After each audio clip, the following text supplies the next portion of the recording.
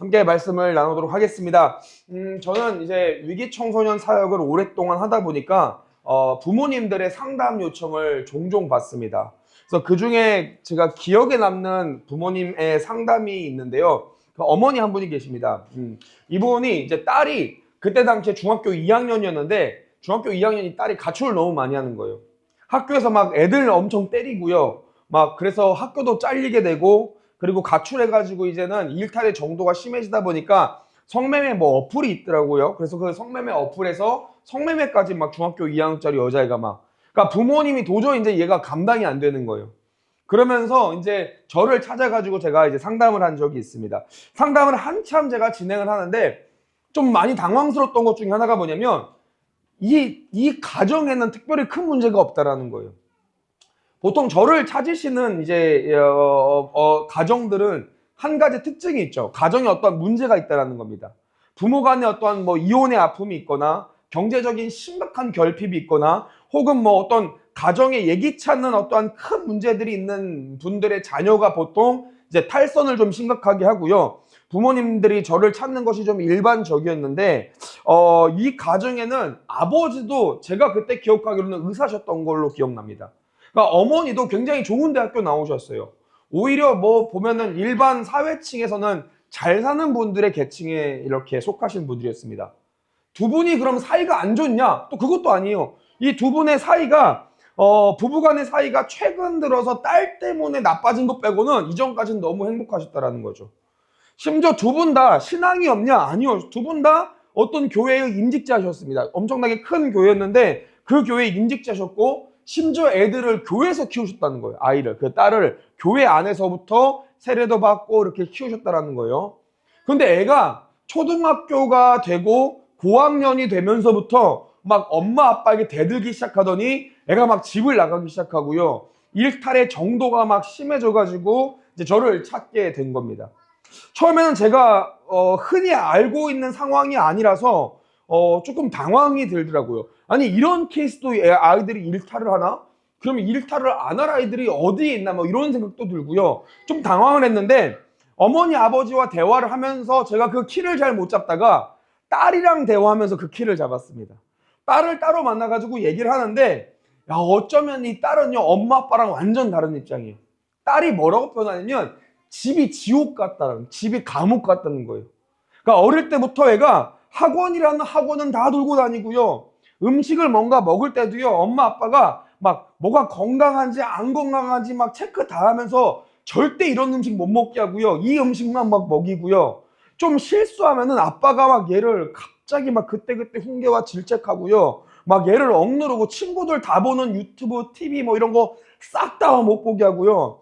부모님이 하나하나 막 검사하고 체크하면서 얘를 키우는데 딸은 뭐라고 얘기하냐면 세상에서 엄마 아빠가 제일 나쁜 사람처럼 저한테 얘기를 하더라고요. 마치 막 자기의 인격을 짓밟고요. 막 자신을 억압하고 막 그런 사람처럼 막 얘기를 하는 거예요. 그러다가 얘가 그 스토리가 학원에서 이제 학원 친구들을 만났는데 그 학원 친구들의 친구들이 누가 있었냐면 가출팸 애들이 있었던 거예요. 근데 그 친구들과 놀면서 애가 얼마나 행복한지 처음 느껴보는 이 해방감, 처음 느껴보는 이 자유. 그러면서 애가 이제 막 집에 들어가지 않으면서 애들과 놀기 시작하면서 막 본인도 이제 절대 집에 안 들어갈 거라고 막 이제 그런 얘기를 저한테 하더라고요. 제가 그걸 듣고 돌아와서 한참을 기도하면서 이 엄마 아빠를 만나가지고 이걸 어떻게 잘 녹여서 얘기를 할까 고민하면서 이제 만나서 이런 얘기들을 이제 상처받지 않도록 얘기를 하는데 엄마 아빠는 당황하면서 어떻게 하면 자기가 잘못한 게 절대 없다는 거예요. 그래서 막 뭔가를 막 장황하게 아이에 대한 이야기들을 설명을 하시는데 제가 그걸 들으면서 느꼈던 사실이 하나가 있습니다. 그게 뭐냐면 엄마 아빠의 뭐 스토리보다는 그 마음의 내면 안에 있는 엄마 아빠의 자녀를 향한 염려, 이 걱정과 염려를 제가 느끼게 되더라고요. 그러니까 자녀 교육에 대해서 엄마 아빠가 극도의 염려 상태가 있었던 거예요. 여러 가지 이야기하시지만 강조한 건 하나였습니다. 세상이 이렇게 험하고 세상이 이렇게 안 좋은 것들이 많은데 내 자녀가 망가지면 어떡하냐라는 논지였어요. 애가 좋은 대학교 못 가면 어떡하냐, 좋은 직장 못 다니면 어떻게 하냐, 사회에서 도태되면 어떻게 하냐, 염려하면서 막 이 염려에서부터 나오는 이것이 어떠한 열매로 나타났습니까? 자녀를 억압하는 억압이라는 열매로 나타나는 거죠. 그러니까 제가 가만히 기도하면서 봤더니 본질을 보니까 사실은 이 어머니 아버지께서 자녀를 양육했을 때 본질이 자녀를 위한 것이라는 표면적인 이 내세움은 있었는데 그 마음의 깊은 곳은 자기 염려를 해소하기 위해서 육아를 했다라는 거죠. 보통 그래요. 보통 우리가 염려가 되면은 우리는 어떻게 하냐면 보통은 1차적으로 경험을 차단시킵니다.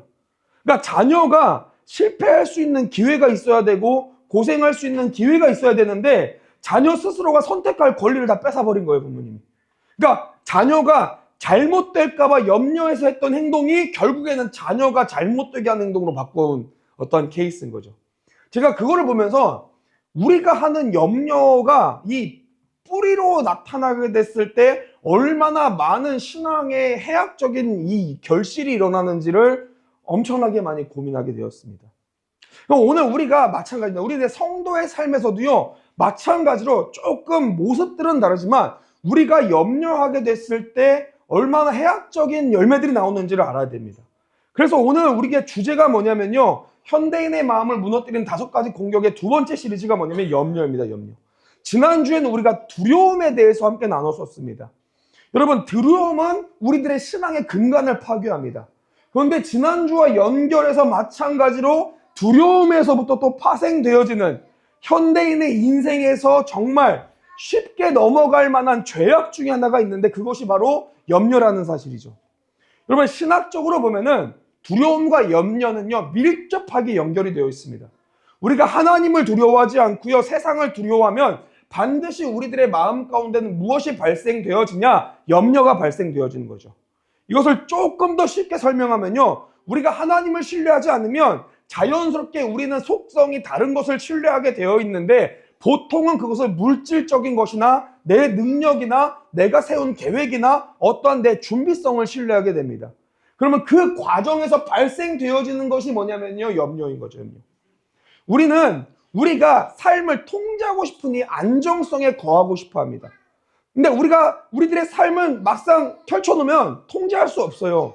통제할 수 없는 미래, 예측하지 못하는 상황, 우리가 막을 수 없는 여러 가지 변수들 안에서 하나님께 이것들을 온전히 맡기지 못하면 우리는 자연스럽게 염려가 나온다는 거죠.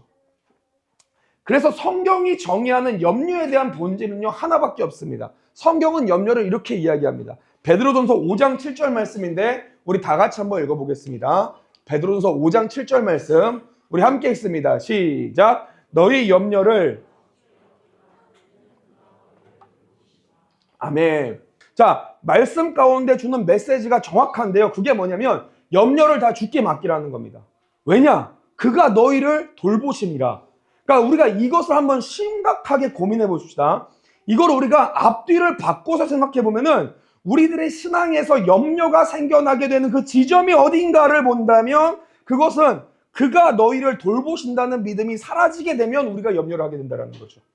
그러니까 염려라는 것에 대한 본질이 이것입니다. 그냥 걱정하는 게 아니에요. 염려는 헬라어로 원어로 메림나라고 얘기하는데 이건 뭐냐면 마음이 나누어진 상태라고 얘기하는 겁니다. 성경 신학적으로 염려는요, 단순히 감정적인 상태로 취급되지 않습니다. 그러니까 우리들의 마음, 우리들의 영혼이 두 곳이 되어져 가지고 나뉘어져 있는 상태를 염려라고 봅니다. 한편은 하나님께 있지만 또 다른 한편은 하나님을 신뢰하지 못하는 어떠한 불안과 근심에 두고 이렇게 분산되어서 살아가는 상태를 성경은 염려라고 얘기하는 거죠. 그래서 성경에서 나타난 이 염려는요, 우리가 생각하고 인지하는 것보다 훨씬 더 심각한 죄로 하나님이 정의를 하십니다. 그러니까 염려를 성경은 뭐라고 표현하냐면 하나님께서 우리를 보호하시고 인도하시는 것에 대한 의심으로 간주를 하는 거죠. 그래서 이 논리를 한번 우리가 생각해 봅시다. 오늘 우리가 읽은 베드로전서 5장 7절 너희 염려를 다 주께 맡기라. 이는 그가 너희를 돌보심이라. 아멘이십니까? 여러분 맞습니까 여러분들? 우리가 그렇게 아멘이라고 봤는데 그런데도 우리들의 삶에서 염려가 나온다는 것은 여러분 우리들의 신앙에 큰 문제가 둘 중에 하나는 있다는 거죠. 하나는 뭡니까? 하나님의 신실함을 우리가 의심한다는 겁니다. 또 하나는 뭡니까? 하나님의 전지전능성을 의심할 수 있습니다. 그러니까 하나님이 내 삶을 인도하시고 돌보신다는 어떤 명제 앞에서 이 자체가 하나님의 신실함이 믿겨지지 않으면 염려가 나온다라는 거예요. 하나님이 선한 하나님으로 내 삶을 인도하신다는 것을 내가 믿지 않으면 염려가 나타납니다. 더불어 동시에 또 다른 이거를 믿더라도요, 하나님이 어떠한 분인가를 알지 못하면 이게 또 염려가 나옵니다, 여러분. 하나님이 얼마나 위대하시고 대단하신 분인지, 하나님께 모든 생사화복이 있고 피조세계와 만물과 영적 모든 권위가 하나님으로부터 나온다는 것 자체를 내가 인지하지 못하거나 그것이 믿겨지지 않으면 우리들의 삶에서는 염려가 발생이 되어지는 거예요. 그래서 염려의 본질을 본다면 여러분, 염려의 본질은 하나님의 주권을 부인하는 겁니다. 이걸 우리가 정확하게 먼저 인식하고 시작해야 됩니다. 자꾸 염려를요, 뭔가 감정적인 약점이나 어떤 약한 성정을 지닌 분들이 하는 어떠한 행동으로 보는데, 그게 아니라 염려는 여러분들 영적인 문제입니다. 염려는 신앙의 결핍으로 인식하셔야 됩니다. 그래서 우리들이 삶에서 염려하는 마음이 들어오면, 우리 가운데 그게 훅 들어오면 여러분 이 마음을 대적하셔야 됩니다. 염려를 내쫓으셔야 됩니다. 내 모든 삶을 주님께서 인도하시고 주님께서 내 삶을 먹이시고 입히시고 주께서 내 삶을 보호하신다는 그 선포와 고백을 우리가 의지적으로 해야 된다는 거예요. 왜냐하면 이건 영적인 문제이기 때문에 그래요. 더욱 여러분, 이 현대 사회를요, 우리가 쭉 지켜보면 염려가 더 강화되는 구조를 가지고 있습니다. 놀랍게도 현대 사회는요, 준비성, 대비성, 계획이 아주 강력해진 사회입니다. 보험 들고요, 데이터 분석하고 리스크 관리하고 이러한 것들이 굉장히 강해진 사회입니다. 근데 사실은 이 행위들을 봤을 때 우리가 그냥 넉넉히 행위를 본다면 그럴 수 있고 문명의 발전으로 보지만, 이걸 우리가 사람이라는 대상으로 우리가 본질적으로 깊게 이렇게 지켜본다면 이러한 태도들은 사실 본질적으로 하나를 지향하는데, 그게 뭐냐면 통제된 상황의 안전. 그러니까 우리가 인간이 통제되는, 내가 통제해야 안정하다는 이 가정을 향해서 우리가 나아가는 것이죠. 그러니까 삶도 마찬가지입니다. 내가 컨트롤해야 안전하다라고 우리가 착각을 하는 거죠. 자녀에 대한 염려가 나오는 이유가 뭡니까? 자녀가 예측하지 못하는 존재인 거예요. 재정에 대한 염려가 나오는 이유가 뭡니까? 재정이 예측하지 못하는 상태입니다. 그러니까 내 미래와 계획에 대한 염려가 나오는 이유가 뭡니까? 내 미래와 계획이 잘 진행되리라는 예측하거나 우리가 대비할 수 없는 불확실성들이 너무 많다라는 거죠. 그런데 여러분, 우리가 그 관점에서 한번 생각을 바꿔보겠습니다. 우리가 자녀를 염려하지 않아도 되는 이유가 뭘까요? 염려가 사라지는 이유가 뭘까요? 자녀를 인도하시는 하나님이 계시다라는 것을 믿으면 우리가 염려하지 않습니다. 재정에 대해서 염려하지 않게 되는 이유가 뭡니까? 재정을 인도하시는 하나님이 계신다라는 것을 알면 염려하지 않게 됩니다. 그러니까 염려하는 사람에 대한 특징을 제가 설명하는 건데, 염려하는 사람은 겉으로는 하나님을 믿는다고 말하지만 실제로는요, 물질적으로 드러나고 보이는 것들에 대한 모든 것들을 자기 책임성으로 돌리는 분들이 염려를 많이 하는 거예요. 그래서 성경에서도요, 명시적으로 우리 가운데 권면하는 말씀이 있습니다. 누가복음 21장 34절 말씀인데 우리 함께 읽습니다. 다 같이 읽습니다. 시작. 너희는 스스로 조심하라.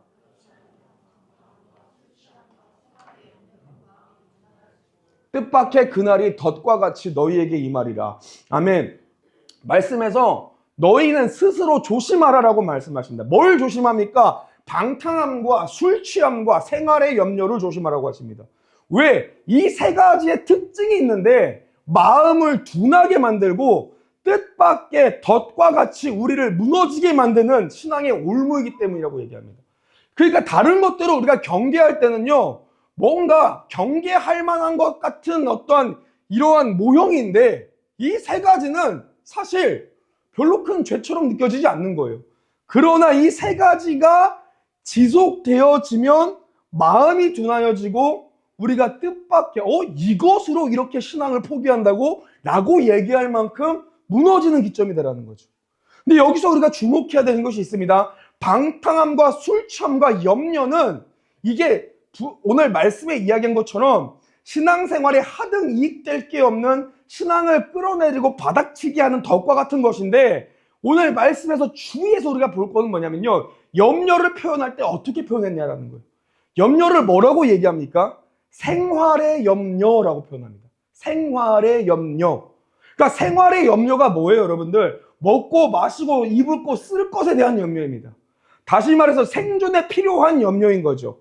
그러니까 우리들의 삶에서 사실은 하나님이 알고 계신 거예요. 우리가 가장 크게 염려할 때가 언제냐? 생존에 대해서 염려할 때라는 거죠. 여러분, 돌아와 봅니다. 한번 생각해 볼게요. 2000년 전에 예수님 시대와 오늘 우리들이 살아가고 있는 이 삶은요, 생활 방식부터 문명과 문화가요, 완전히 다릅니다. 예수님 시대는요, 정말 흉년 들면 다 죽습니다.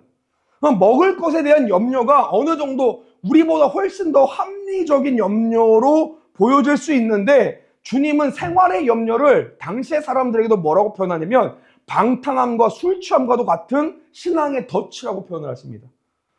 오늘로 현대사회로 돌아보면 더 심각해집니다. 우리가 살아가고 있는 생활 수준이 2000년 전에 비해서 비약적으로 올라갔습니다.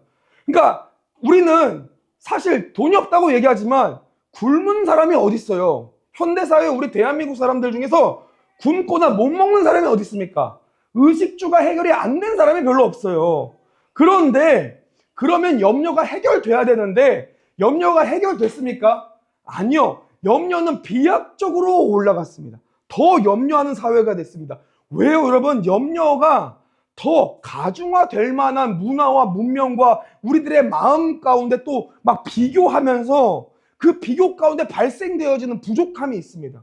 그 부족함이 재물의 유혹과 여러 가지 기타 욕심으로 우리들의 마음을 공격하기 때문에 그래요. 여러분, 이거는 성도들의 삶에 고스란하게 도전되어지는 영역입니다. 예배하고 말씀 듣고 은혜 받고 뭔가 그때는 마음의 기쁨이 일어나는데 삶으로 돌아가면 여지없이 우리는 염려하게 됩니다. 그 이유를 본다면 생활의 염려, 여기로부터 오는 여러 욕심과 유혹 때문이라는 거예요. 이 예수님은 이 부분을 정확하게 말씀하십니다.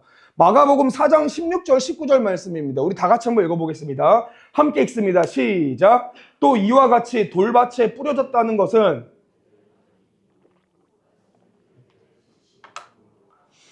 그 속에 뿌리가 없어 잠깐 견디다가 말씀으로 인하여 환난이나 박해가 일어날 때는 곧 넘어지는 자요. 또 어떤 이는 가시떨기에 뿌려진 자니 이들은 말씀을 듣기는 하되 세상의 염려와 재물의 유혹과 기타 욕심이 들어와 말씀을 막아 결실하지 못하게 되는 자요. 아멘. 자, 예수님께서 비유를 드시는 이 말씀 중에 세상의 염려를 두고 이야기하실 때 이 염려가 어디에 영향을 받는지를 정확하게 이야기하십니다. 세상의 염려와 재물의 유혹과 기타의 욕심이 들어와서 말씀을 막아 결실하지 못하게 한다는 거죠. 그러니까 말씀이 선포되어지고 예배하고 우리가 하나님 앞에 나아가지만 삶으로 돌아오면은 동일하게 우리는 경제적인 염려, 건강에 대한 염려, 미래에 대한 염려, 자녀에 대한 염려, 사회적인 직위나 환경의 문제에 대한 염려, 여러 가지 재물과 기타 욕심에 근거한 새로운 염려거리들이 계속 우리들의 삶에 발견되어지는 거예요. 그것으로부터 인해서 우리가 마음이 분산되어지고 흔들리고 둔해지고 말씀이 우리 가운데 사라지게 되는, 말씀을 들었으나 결국에 삶에서는 열매를 맺지 못하는 이것이 반복되어지는 일들이 일어나게 된다라고 오늘 말씀이 얘기합니다. 그래서 여러분들, 우리가 사실 신앙생활에서도요, 정말로 염려하지만 않아도요, 얼마나 많은 우리들의 신앙의 삶에 열매가 나오는지 모릅니다. 이 염려하지만 않아도요, 우리의 삶에는 풍성한 열매들이 나와요. 제가 사역을 쭉 하면서 뭔가 이 복음 전하고 하나님 나라 일들을 하신다는 분들을 유심히 보면요, 대부분 이분들의 이 딱 걸려서 넘어지는 기점이 언제냐면 생활의 염려에서 이게 다 걸려지더라고요. 그러니까 막 도전을 받고요, 내가 선교사나 목사나 내가 뭐 복음을 전하는 어떠한 사역자로서의 부르심을 가진 분들, 사명자로 부르심을 가진 분들이 대부분 넘어가야 될 엄청나게 큰 시험 중에 하나가 뭐냐면 생활의 염려입니다. 이 생활의 염려에서요, 대부분 하나님의 일들을 감당하는 것을 시작조차 못하고 포기하시는 분들도 있고요, 막 도전과 마음의 소명은 엄청나게 크게 받으셨는데 생활의 염려 때문에 중간에 이 길을 포기하시는 분들도 많이 있고요, 뭔가 하나님 주신 구체적인 계획과 비전을 받았는데 생활의 염려 때문에 하나님의 일을 몸은 하기는 하는데 물질 때문에 타협하게 되고요, 억지로 끌려가면서 기쁘지 않고 감사하지 않게 이 사역들을 감당하시는 분들을 너무 많이 지켜보는 거죠. 그래서 제가 오랜 시간 사역을 감당하면서 결국에 주님을 따른다고 특별히 사역과 사명의 부르심을 받은 분들이 절대적으로 필요한 영역이 하나가 있다면 그게 뭐냐? 생활의 염려를 뛰어넘는 건 이것임을 저는 발견하게 됐습니다. 특히나 여러분, 이 사역하시려고 하는 분들이 이것에 대한 훈련이 너무 필요한 거죠. 생활의 염려를 벗어나는 훈련. 내가 하나님 나라 위해서 살겠습니다라고 다짐한 순간부터 우리는 생활의 염려를 벗어나는 훈련을 해야 됩니다. 생활의 염려에서 벗어나야만 하나님께서 여시는 기적적인 일들의 쓰임도 받고요, 폐허와 공허 같은 곳들에 들어가서 복음을 읽을 수도 있고요, 주님이 쓰시고자 할 때 그 사람이 가볍고 기쁘게 쓰임 받을 수 있는 이유가 뭐냐면 그 자가 생활의 염려를 넘어가야 되는 거예요. 여러분, 특별히 주님이 사용하시려고 할 때, 그래서 그 주님은요, 그 사람을 꼭 한 가지의 과정을 거치십니다. 그게 뭐냐면 광야의 훈련을 하게 하십니다. 광야의 훈련이 뭘 의미합니까? 광야의 훈련은요, 생활의 염려 자체가 무의미해지는 훈련입니다, 여러분들. 그러니까 결핍이 조금만 있으면 생활의 염려가 되는데, 모든 게 결핍이면 생활의 염려가 안 돼요. 모든 것이 결핍인데, 그런데 모든 것이 충만인 곳인 거예요. 왜냐하면 주님이 내가 예상하지도 못하게 먹이시고 입히십니다. 당일 주시는 것으로만 먹게 하시는 이유. 왜 만나가 하루밖에 기한이 없는지, 왜 주님은 알지 못하는 것들을 자꾸 먹이고 입히시는지. 여러분, 이거는 곧 우리에게 받는, 우리에게 있는 그 태도가 하나가 형성되는데, 그게 뭐냐면 내가 생활을 염려해봤자 아무런 의미가 없구나, 주님이 주시는구나, 아무것도 없어도 나는 먹고 살 수 있구나, 내가 많이 모아봐야 쓸모가 없구나. 그래서 예수님께서도요, 분명히 우리들에게 말씀하셨는데, 생활에 대해서 염려하기 전에 무엇을 구해야 된다고 얘기하십니까? 신앙생활의 원칙을 제시하십니다. 마태복음 6장 27절 34절. 우리 성도님들 큰 소리로 좀 읽어주세요. 여러분, 선포하시고 마음에 새기시고 뼈에 박으시고 심장에 박으시면서 큰 소리로 한번 선포해 보겠습니다. 다 같이 함께 선포합니다. 시작. 너희 중에 누가 염려함으로 그 키를 한 자라도 더할 수 있겠느냐? 또 너희가 어찌 의복을 위하여 염려하느냐? 들의 백합화가 어떻게 자라는가 생각하여 보라. 수고도 아니하고 길쌈도 아니하느니라. 그러나 내가 너희에게 말하노니 솔로몬의 모든 영광으로도 입은 것이 이 꽃 하나만 갖지 못하였느니라. 오늘 있다가 내일 아궁이에 던져지는 들풀도 하나님이 이렇게 입히시거든. 하물며 너희일까 보냐. 믿음이 작은 자들아, 그러므로 염려하여 이르기를 무엇을 먹을까, 무엇을 마실까, 무엇을 입을까 하지 말라. 이는 다 이방인들이 구하는 것이라. 너희 하늘 아버지께서 이 모든 것이 너희에게 있어야 할 줄을 아시느니라. 그런즉 너희는 먼저 그의 나라와 그의 의를 구하라. 그리하면 이 모든 것을 너희에게 더하시리라. 그러므로 내일 일을 위하여 염려하지 말라. 내일 일은 내일이 염려할 것이요 한날의 괴로움은 그날로 족하리라. 아멘. 여러분, 아멘이십니까? 오늘 너무나도 자연스럽게 염려하는 사회 속에서 오늘 우리들의 삶에 너무나도 큰 지침이 되는 말씀입니다. 현대사회는요, 염려하지 않는 사람을 오히려 이상해 봅니다. 미래 생각 안 하는 사람처럼, 뭔가 한심한 것처럼, 무책임한 사람인 것처럼, 염려하지 않는 사람을 뭔가 인생을 포기한 사람처럼 염려를 권장하고요. 그러다 보니까 염려를 죄로 인식하지 못하는 이 사회와 시스템 속에서 우리 예수님이 뭐라고 말씀하십니까? 염려하지 말어라. 너희들이 염려해도 바뀔 수 있는 거 아무것도 없다.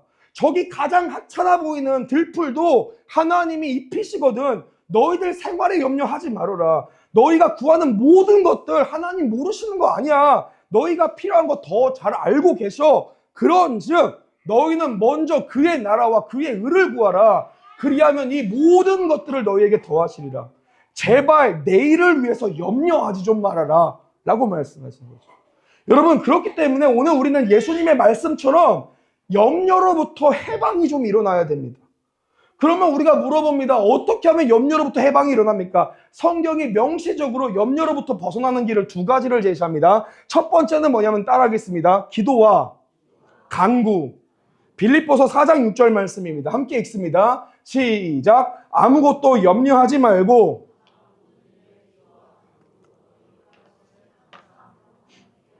아멘. 오늘 말씀이 염려를 이기는 방법으로 무엇을 제시합니까? 염려가 일어날 때 참고 억누르라고 얘기하지 않으시고요. 우리가 느끼는 염려를 하나님께 명확하게 전달하고 말하라고 얘기하십니다.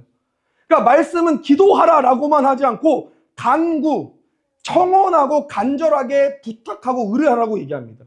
우리가 걱정하고 근심하고 염려되는 그것을 명확하게 하나님께 들고 나아가라는 것이에요. 어떻게? 키워드가 여기 있습니다. 감사함으로. 감사함으로. 염려는요, 하나님을 신뢰하지 못하는 상태라면 감사는 하나님의 행하심을 기뻐하는 일입니다. 그러니까 하나님의 시간에 하나님의 방법으로 하나님의 일하심이 나에게 반드시 임한다라는 그 믿음으로 하나님께서 염려 많은 우리들의 삶을 지금까지도 먹이시고 입히시고 보호하셨던 그 은혜를 기억하면서 감사함으로 우리가 하나님 앞에 나아가라는 거예요. 그러면 염려가 사라진다는 겁니다. 하나님께서 우리 가운데 원하시는 태도가 이거예요. 세상은 염려가 되면 노력해서 염려의 거리들을 해결하라고 얘기를 하는데 결코 그 일이 인류 역사상 한 번도 일어난 적이 없습니다. 염려는 쌓이게 되면서 우리를 올가매게 되는 거예요. 근데 하나님은 어떻게 얘기하십니까? 너의 염려, 그 짐을 나에게 갖고 오라고 얘기하시는 거죠. 더불어서 염려로부터 벗어나는 길이 또 한 가지 정확하게 제시하십니다. 그것이 무엇이냐면 하나님의 뜻대로 하는 근심을 하라고 얘기하십니다. 고린도서 7장 10절 말씀입니다. 다 같이 읽습니다. 시작. 하나님의 뜻대로 하는 근심은 후회할 것이 없는 구원에 이르게 하는 회개를 이루는 것이요 세상 근심은 사망을 이루는 것이니라. 아멘. 성경의 모든 염려를 전부 다 나쁜 것으로 간주하지 않고요. 오히려 우리들이 하는 그 근심에 따라서 삶이 달라진다고 얘기하는데 우리가 해야 될 생명력 있는 근심이 있습니다. 그게 뭐냐면 하나님의 뜻대로 하는 근심이라고 얘기합니다. 이게 뭡니까? 여러분, 이거는 곧 우리들의 죄에 대한 근심입니다. 하나님을 거역한 것에 대한 근심, 우리가 알지 못하게 혹은 알게끔 타인을 향해서 공격하거나 비방하거나 상하게 했을 때 내 욕심과 욕망 가운데 있었을 때 하게 하는 근심, 내가 하나님이 주신 내 사명을 외면했을 때 나오는 근심, 이러한 종류의 근심은 어떤 열매를 맺습니까? 구원에 이르는 회개의 열매를 맺는다는 거예요. 이러한 근심은 우리를 변화시키고 우리를 옳은 길로 인도하고 영혼을 살리는 근심이 된다는 거죠. 그래서 우리가 성도가 해야 되는 근심은 딱 한 가지 종류입니다. 그게 뭐냐면 회개입니다. 성경은 불교처럼 모든 번뇌를 내려놓으라 하지 않아요. 도리어 어떠한 영역에서는 염려와 근심이 가득해서 우리들의 존재의 가장 고통스러운 영역까지 끌고 가라고 얘기합니다. 바울이 그러했죠. 염려하지 않았습니까? 네, 그는 생활의 염려, 세상적인 근심은 하지 않았습니다. 그런데 자신의 죄의 악함과 자신의 존재적인 죄성에 대한 염려는 누구보다도 깊게 했습니다. 자신이 스스로를 소개할 때 비방자, 박해자, 폭행자 막 이렇게 선언하면서 나는 죄인을 넘어서 괴수였다 막 표현하고요. 이러한 나를 구원하신 하나님의 은혜가 크도다 설명하고요. 이것이 바울의 사역의 원동력이 되었고요. 당위성이 되었고 바울을 공격했을 때 나타난 모든 것들을 이기고 나아갈 사역의 가장 큰 힘이 됐고요. 바울의 여기에서부터 어떠한 신학이 정립됩니까? 약함이고 강함이 되는 신앙의 역설이 일어나고요. 복음의 방향이 밑으로 가는 이방인들에게 임하는 일들이 일어나게 됩니다. 여러분, 오늘 우리가 염려의 방향을 바꾸셔야 됩니다. 생활의 염려를 이기는 놀라운 비결은요, 여러분, 우리가 회개를 하는 것입니다. 얼마나 내가 세상적인지, 내가 얼마나 하나님의 사명을 감당하지 않고 있는지, 내가 얼마나 타인에게 대해서만 판단하고 내 스스로에 대해서는 너무나도 큰 온유한지, 내가 스스로가 주님 앞에서 내 죄를 위해서 근심할 때 우리는 생활의 염려로부터 벗어날 수 있다는 것이죠. 오늘 우리들의 삶을 한번 바라봤으면 좋겠습니다. 말씀을 좀 정리했으면 좋겠는데요. 우리 사랑하는 성도님들, 무엇을 염려하고 계십니까? 여러분, 생활의 염려를 하다 보면 말씀처럼 우리가 이 덫에 다 걸립니다. 참 재밌게도요, 제가 한참 우리 겨울 사역이 끝났죠, 이제. 제가 외부 메시지 이렇게 선포하고 다니면서 기도하고요. 우리 청소년들, 청년들, 우리 성도님들, 한국교회 성도님들 앞에서 설교하고요. 불일 듯 선포하고요. 같이 기도하고 회개가 일어나고요. 간증이 일어나고요. 이럴 때 제 마음에 기쁨이 충만한데, 근데 문제가 뭐냐면 이게 이어지지 않는 거예요. 삶에 돌아왔는데 딱 내가 내야 될 어떠한 이 재정의 어떠한 권한들이 딱 나오니까, 내가 내야 될 어떠한 예를 들어서 월세가 딱 나오니까, 내가 책임져야 되는 이것들이 딱 나오니까 그 충만했던 기쁨이 한순간에 싹 사라지는 거예요. 싹 사라지는 거예요. 제가 그러면서 뭘 느꼈냐면, 우리 성도님들도 이렇게 했구나. 충만한 믿음 가지고 막 나아왔는데 삶으로 돌아가면 막상 주어진 어떤 현실의 문제 앞에서 이 염려가 은혜를 뛰어넘을 때가 오겠구나. 우리가 이 덫에 걸리게 되면 안 됩니다, 여러분들. 주님의 은혜가 사라지고요, 받은 주신 그 사랑이 다 부질없이 느껴지는 이 덫. 염려거리들은 절대 사라지지 않고요, 염려하면 할수록 더 커져만 갑니다. 그러면 우리는 하나님의 선하신 인도하심을요, 그 중간 가운데 있더라도 경험하지 못합니다. 오늘 말씀이 우리 가운데 도전하는 건 무엇입니까? 염려를 굳게 들고 나아가서 아뢰시길, 더불어 근심할 걸 근심하기를 오늘 말씀이 이야기합니다. 베드로도 5장 7절 말씀, 너희 염려를 다 주께 맡기라. 이는 그가 너희를 돌보심이라. 여러분 믿으십니까? 여러분, 보여지는 것들이 보이지 않는 내 내면을 무너뜨리게 만들지 마십시오, 여러분들. 주님은 보이지 않으나 우리들의 삶을 신실하게 인도하고 계십니다. 문제는 보여질 수 있으나 우리가 언제 염려가 되냐면 우리를 인도하시고 지키시는 하나님이 보이지 않으니까 염려하는 거거든요. 그런데 여러분, 그게 아니라 믿음의 눈으로 나를 지금까지 인도하시던 하나님을 한번 꿈꿔보십시오. 주께서 진짜 내 삶에 신실하게 역사하지 않으셨습니까? 때에 따라 시에 따라 만날 사람 만나게 하시고 인도하실 것을 인도하게 하시며 주님께서 우리를 신실하게 인도했던 것들을 떠올리십시오. 그리고 그 삶이 끝나지 않았습니다. 염려하지 마시고 모든 걸 주님께 맡기십시오. 그러면 주님께서 주시는 그 인도가 우리의 삶에 충만한 것을 우리가 보게 될 것입니다. 믿으십니까? 함께 이 시간